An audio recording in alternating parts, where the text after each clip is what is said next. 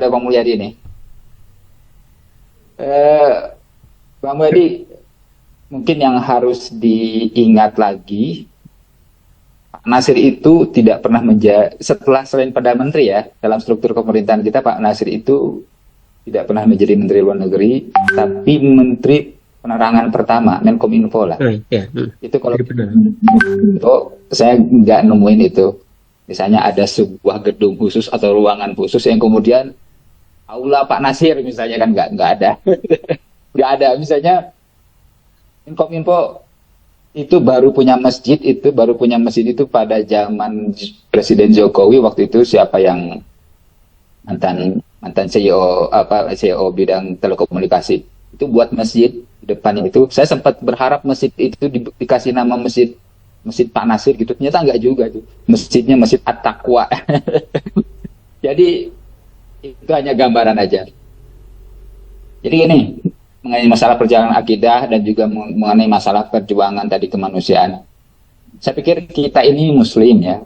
Kalau Muslim itu susah untuk di proses sekularisme terhadap orang Islam itu susah ya. Sekularisme terhadap orang Islam itu susah karena bagi orang Islam menjalankan semua aktivitasnya itu berdasarkan akidah itu sudah jadi inet gitu kan, sudah jadi inet. Sehingga kemudian dulu ketika ada orang ngobrol level Cak Nur aja kan kepleset, kok ngomongnya sekularisme padahal itu bukan sekularisme yang dia omongkan gitu kan. Jadi bahwasanya apa yang kita perjuangkan, jangan kan bukan hanya yang kita perjuangkan lah. Anne-Marie Schimmel itu pernah buat ini ya, pernah menulis tentang fenomena orang Islam makan pakai tangan kanan. Kenapa orang Islam itu makan pakai tangan kanan, ya nggak pakai tangan kiri dan sebagainya? Itu ternyata apa? Ada dimensi tauhidnya juga. Kenapa? Karena orang Islam itu punya kebiasaan itu mencatat secara detail kebiasaan Nabi Muhammad. Dan Nabi Muhammad itu makan itu dengan tangan kanan gitu. Jadi bagi kita orang Islam itu susah. Bagi kita orang Islam itu kita susah mengatakan bahwasanya Palestina itu adalah bagian dari kerja-kerja tauhid. That's right. Itu sudah tidak bisa dibantah lagi. Cuman Bang Mulyadi, saya ingat pemikirannya almarhum senior kita Pak Kunto Wijoyo itu.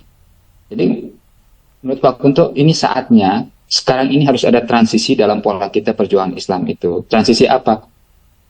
Transisi dari berpola ideologis kita rubah menjadi berpola ilmu.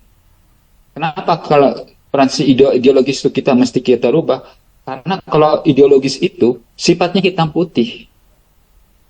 Kalau enggak kamu ya saya gitu kan.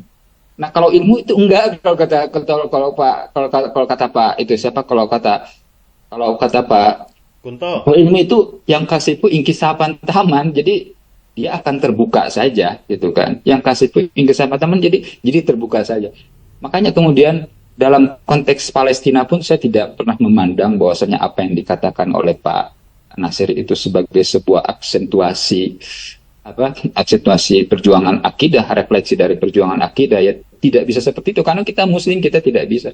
Tapi kemudian kita butuh sebuah bahasa publik. Dan ini yang kemudian kita hilang selama ini. Itulah yang kemudian menurut saya terjadi ketika saya ke Dekominfo itu tidak menemukan jejak Pak Nasir di sana itu begitu. Kok nggak ada yang nama Pak Nasir gitu kan? Padahal Menteri Komunikasi pertama Indonesia itu. Menteri Komunikasi pertama Indonesia. Udah ada orang PI pernah jadi menteri di sana kan nggak buat juga. Ya karena kita selama ini selalu seperti itu gitu kan. Itu yang kemudian saya katakan ternyata ada perubahan tren loh. Jika kita membawa Palestina itu menjadi sebuah isu yang dimensinya kemanusiaan. Orang Asia Timur itu sangat berbeda dengan orang Asia Barat. Itu kalau kita ngobrol sama orang-orang Asia Timur, itu mereka tuh bingung lihat orang Asia Barat itu kok bisa ya kalian itu hidup santai gitu kan. Aktivitas pagi baru mulai jam 9, kadang-kadang di 12. Mereka itu di Asia Timur itu tingkat bunuh diri itu tinggi. Kenapa tingkat bunuh diri tinggi? Karena hidup itu sangat stres. Di Asia Barat nggak seperti itu. Coba aja hidup di Asia Barat, kayak di Arab ini, misalnya sholat maghrib gitu kan, bang, sholat maghrib, itu sholat maghrib jeda antara azan dan iqamah itu bisa sampai setengah jam. Beda dengan kita cuma 5 menit udah. Kenapa? Karena begitu santainya hidup, dan itu sangat berbeda dengan teman-teman di Asia Timur. Jadi Asia Timur punya budaya yang sangat beda sekali, tapi kemudian kenapa mereka di sekarang itu bisa bersuara? Kan kaget saya, orang Korea kok bisa ngomongin sekarang, ngomongin Palestina gitu. Hal yang semuanya tidak pernah kita ini. Kenapa? Karena itu kita angkat menjadi isu yang lebih global. Karena ini seperti kata ada tadi, ya kita tidak bisa melepaskan ini sebagai seorang Muslim. Sulit bagi saya. Tidak ada pasti ini ada manifestasi daripada tidak. Tapi memang kita perlu ringannya lah. Kita memang perlu bahasa publik dan yang ini kemudian menurut saya absen dari kebiasaan kita selama ini. Dan saya ketika melihatnya, oh iya benar apa kata almarhum dulu Pak Kunto Wijaya itu, kita mungkin sebaiknya kita berubah. Jangan pakai bahasa-bahasa ideologis, tapi masukkanlah kepada bahasa-bahasa yang sifatnya ilmu, yang kasih inkisafan taman ilmu itu ya terbuka saja melihat itu. Dan menurut saya itu sudah dicontohkan oleh Pak ini. Menurut saya itu sudah dicontohkan oleh Pak Nasir. Saya sendiri kaget ketika saya di sini, dan saya mencoba memilah ini anatomi geografis Timur Tengah ini kayak gimana sih? Oh, saya baru paham. Oh, kenapa dulu Pak Nasir ngomongnya kemanusiaan? Oh, ternyata wilayah Levant ini begini loh, wilayah Timur Tengah Teluk ini begini loh. Itu suatu hal yang sangat beda.